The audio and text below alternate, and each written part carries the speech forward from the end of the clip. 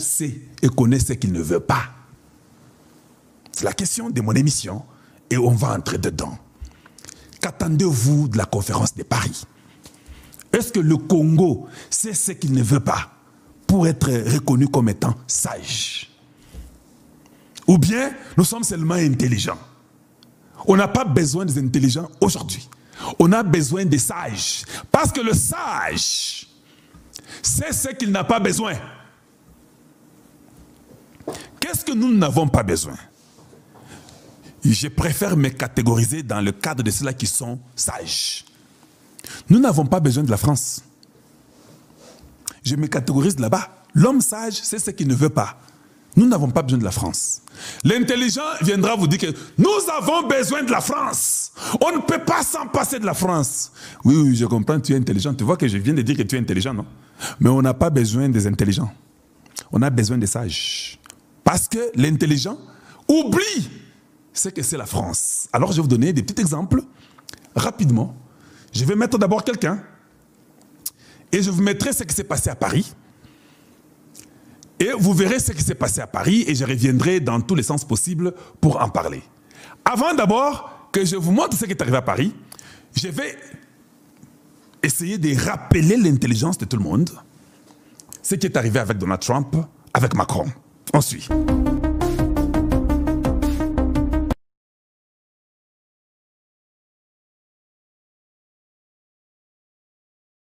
J'ai enlevé le son parce que c'est pas moi. Voilà comment Macron s'introduit. Je dis bien, Macron s'introduit dans cette réunion de deux. Vous pouvez voir, Donald Trump ne savait même pas. Il était en train de partir. On a déjà tout organisé par les gens autour d'eux, que Macron devait y participer. Quand Donald Trump tourne, il se rend compte que Macron dit bonjour, et puis Donald Trump dit non, mais ici je vais parler avec Zelensky seul. C'est ce que moi j'appelle la sagesse.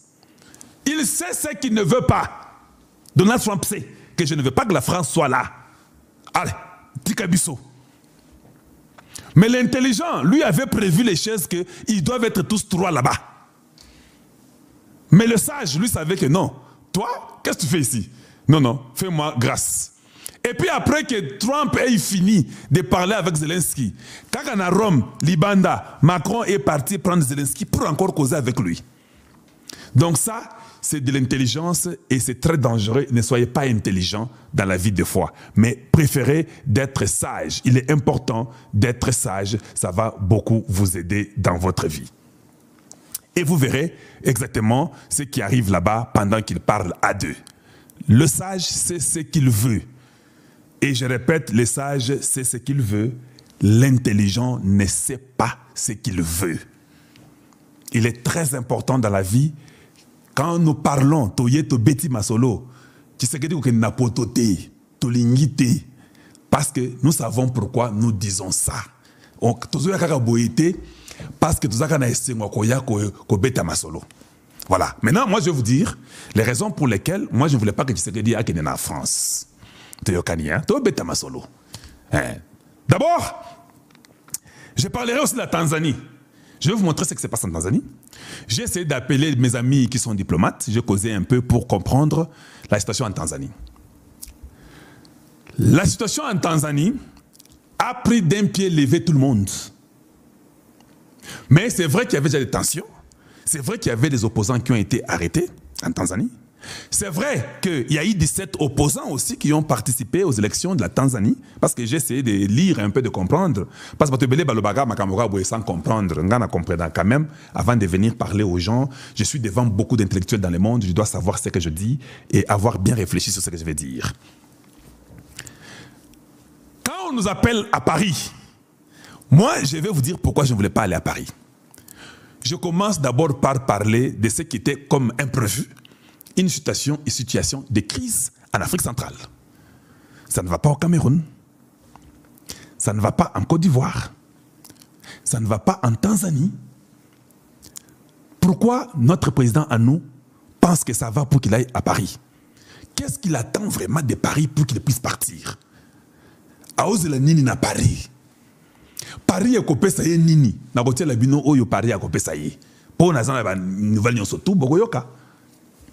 Est-ce que c'est important que Mokozi Mboka ait de Paris? To betango pe na lingala po bana mère bayoka nga malamu. Ezaki penza mutuya important que Mokozi Mboka ait na Paris. Et ceux-là qui lui ont dit d'aller à Paris, qu'est-ce qu'ils nous disent après la réunion de Paris? Parce que je vous mettrai la réunion de Paris, brièvement, je vais passer le temps. Dites-nous ce que vous avez appris de Paris ou vous avez gagné de Paris. Donc, d'abord, la situation en Afrique centrale, connaissant que tous ces pays-là dépendent du Congo démocratique, de près ou de loin. Bango surtout, Baké na invitation à parité. Babangi, parce qu'un coup d'État ou un désordre n'a pas Bango et Koko Salema. Bakete. Ndaishimi, akete. Kagame, akete. Ruto, akete. Museveni, akete. Oya Angola, le réseau, akete. Oya Congo-Brazzaville, les vieux Sassou, akete. Yabiso accueilli. Yabiso accueilli parce que il ne faut pas laisser la chaise vide. C'est ça la raison qu'on nous a donnée. Il faut accueillir la wana. Ce qui est accueilli, la chaise est toujours vide. Pour que la chaise ne soit pas vide, qui sait qu'elle doit partir avec sa femme là-bas. Ok, d'accord. Quand nous expliquons, nous sommes des manipulateurs. Nous devons seulement dire amen à tout ce que Tshisekedi dit. Tshisekedi, yes, Mboka. Il sait ce qu'il fait et il décide. Vous priez seulement pour lui. Non, c'est faux. Il y a des choses aussi que Mboka a évité. Nalingi ye makasi kolega na yo lobaka. Ngai, kalonji. Tout le monde sait que Ngali na Mboka kolega yo. Mais nazo mon importance c'est que dekunate. Cela ne fait pas lui de lui moins que moi ou moi moins que lui. Et ça la vérité de obetaka ma solo. Tolingi mokozi na mboka na biso azala na bomo ina mboka na biso avanda wana. Et ça est important présence na yete. Dites-nous ce que nous avons gagné à la présence de Tshisekedi à Paris. Na lingi boye biso. C'est très important. Alors boye koko sabatouté. Parce que même le Rwanda s'est dit, hey, il y a les troubles ici en Tanzanie, hein? Ne vous en faites pas. Si ça barde, je peux sauter, je suis un petit pays. Donc si les Hutus qui ne même pas sont organisés avec les désordres de la Tanzanie, ils peuvent aussi me faire tomber, moi, le Rwanda. Et puis des deux, parce que Macron, de toute façon, te représente toi. Toi, avec Macron, vous êtes vraiment un. Donc Kagame n'a pas vraiment besoin d'être à Paris. Parce que lui, Azan Elikopawana est à Paris. Et je vous démontrerai, noir sur blanc, pourquoi je dis que Kagame est dans la Likopa à Paris. Wana. Le Burundi s'est dit que non, il peut y avoir une erreur, je ne peux pas partir. La première question que je vous pose, est-ce que nous avons même pris seulement 1000 militaires ou 2000 militaires, le mettre sur le lac Tanganyika pour seulement contrôler les Congo, sachant qu'il y a des problèmes en Tanzanie? C'est la question que je me pose d'abord. J'ai vérifié avec les autorités que je connais dans l'armée. Non, il n'y a aucun mouvement qui a été fait du côté du Congo pour mettre même les militaires seulement côté Kuna Tanganyika, Bazanukawana, Ataya Lukuta, Bazawana, et ça. Or, les pays qui ont eu les dégâts à cause des Babitumbaba voisins, c'est nous, plus que eux tous. Eux tous restent, ils vérifient les mouvements. Nous, on dit non, nous sommes les enfants de Dieu. Nous prions, Dieu nous aime plus que tout le monde. Nous, on part à Paris. On ne met même pas les militaires sur le lac Tanganyika pour se mettre sûr que ça va. Nous, là, c'est bon, Dieu est avec nous. Un pays qui n'a pas de stratégie sécuritaire, c'est très compliqué. Un pays qui vit par des surprises stratégiques, c'est très dangereux. Notre immigration a des lacunes, et je dis bien des lacunes, c'est sérieux chez nous.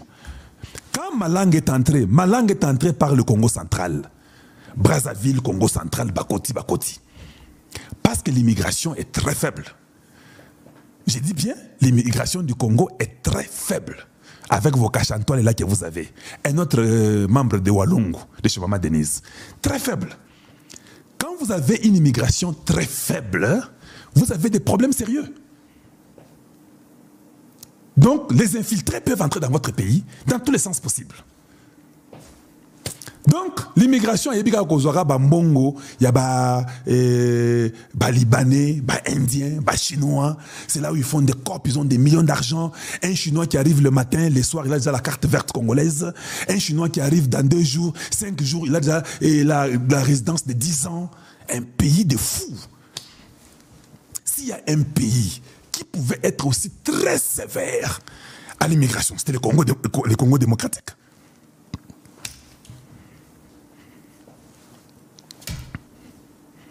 C'est le Congo démocratique. Avec tout ce que nous avons vécu avec le Rwanda, notre immigration devait être plus que l'Ibanga. Malanga arrive, nous commençons à découvrir comment il est entré après qu'il soit arrivé. L'immigration du Congo, c'est même la protection d'un peuple. C'est l'immigration. Un blanc belge ou italien ou américain ou je ne sais pas qui, français ou je ne sais pas allemand ou anglais arrive au Congo, après une semaine, il a tous les papiers. Jamais nous, arrivant chez eux, dans une semaine, nous avons tous les papiers. Jamais.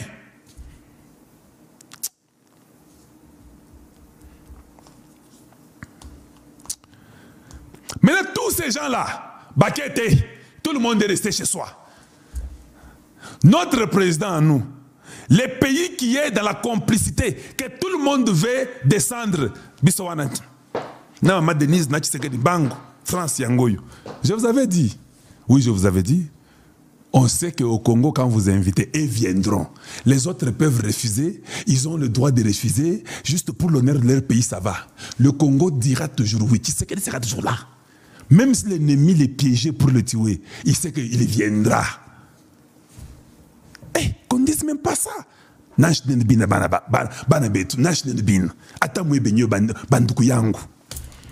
que c'est comme ça?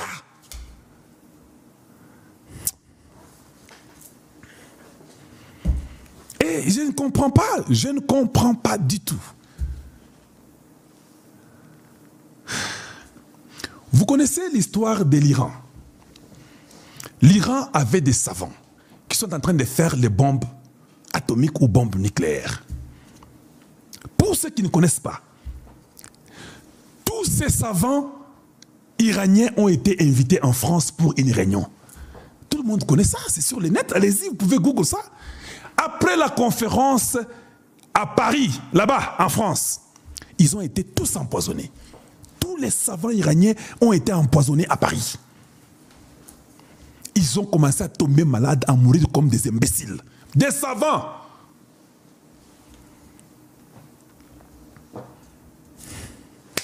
Tu sais que des partis en France, il n'y a rien qui a bougé.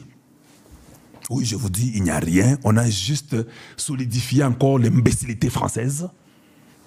Maintenant, nous nous posons des questions. Est-ce que le président, ça va? Est-ce qu'on ne l'a pas empoisonné? Est-ce que tout s'est bien passé? Il a mangé où? Il a dormi où? Je ne prie plus, je refuse. Vous priez. Lui-même qui est parti, il sait pourquoi il est parti. Maintenant, le Rwanda ne peut pas venir. Hein? Parce qu'on commence d'abord par Sarkozy. Sarkozy, dis-nous, qu'est-ce que tu penses du Rwanda? Mettons d'abord, je vais maintenant vous faire réfléchir. C'est ça que je fais souvent. Sarkozy va vous dire ce qu'il pense du Rwanda. Nous mettons Sarkozy rapidement et je reviens. L'assurance que l'ensemble de ces questions sera réglé de façon globale, ça met en cause la place, la question de l'avenir du Rwanda, avec lequel la France a repris son dialogue, pays à la démographie dynamique et à la superficie petite. Cela pose la question de la République démocratique du Congo, pays à la superficie immense et à l'organisation étrange des richesses frontalières. Il faudra bien qu'à un moment ou un autre, il y ait un dialogue qui ne soit pas simplement un dialogue conjoncturel, mais un dialogue structurel. Comment, dans cette région du monde, on partage l'espace, on partage les richesses et on accepte de comprendre que la géographie a ses lois, que les pays changent rarement d'adresse et qu'il faudra apprendre à vivre les uns à côté Bon, maintenant, moi, je suis dans l'équipe des penseurs, des think tanks de Tshisekedi. Je suis conseiller de Tshisekedi. J'ai cette information de Sarkozy qui dit que nous n'allons pas seulement parler fonctionnement, mais nous devons aussi parler structure.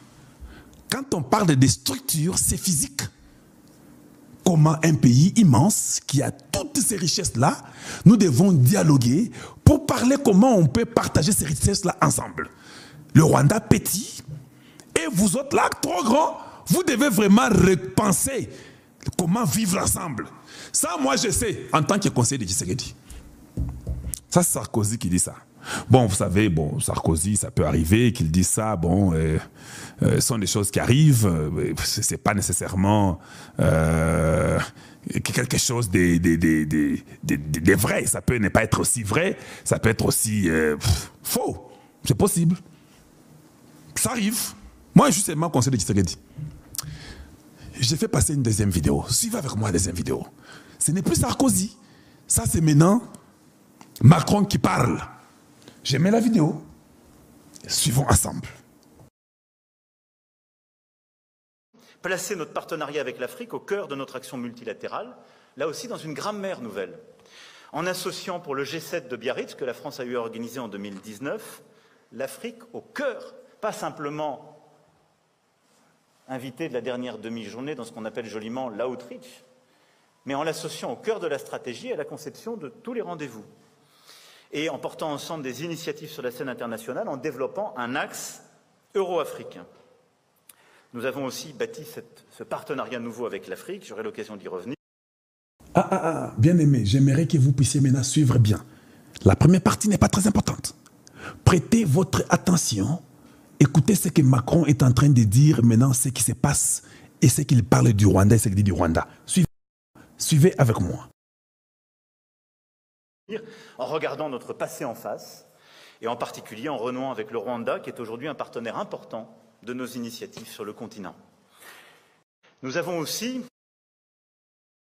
Il dit, avec le Rwanda, qui est notre partenaire important de nos initiatives sur le continent africain. Équilibre, placer notre partenariat avec la... Bogi, leur partenaire privilégié en Afrique, dans tout ce qu'il dit là, il dit que c'est le Rwanda. Donc, quand la France donne les armes au Rwanda, il ne leur pas donne les armes parce que Bangonde Bananzambi, c'est leur partenaire privilégié sur le continent africain. Basant ensemble, Sarkozy a déjà parlé que les minéraux là, vous devez dialoguer pour les avoir ensemble avec eux. Sous Kabila, c'était ça, qui disait ça. Il a fait ce discours-là, Sarkozy. Macron vient, il dit, ça c'est notre partenaire privilégié pour nos stratégies en Afrique. Nous avons la guerre avec le Rwanda. La France nous invite. Moi, je suis conseiller de Tshisekedi.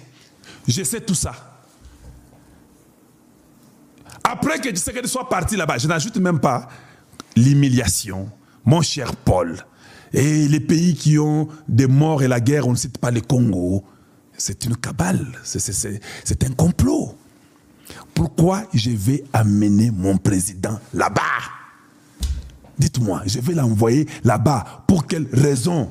Si moi je suis peut-être conseiller du président. Est-ce